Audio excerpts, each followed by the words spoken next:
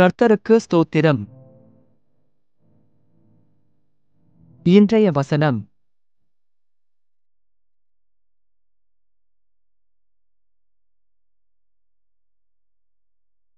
கர்த்தரிடத்தில் மனமகிழ்ச்சியாறு, அவர் உன் இருதயத்தின் வேண்டுதல்களை உனக்கு அருள் செய்வார்.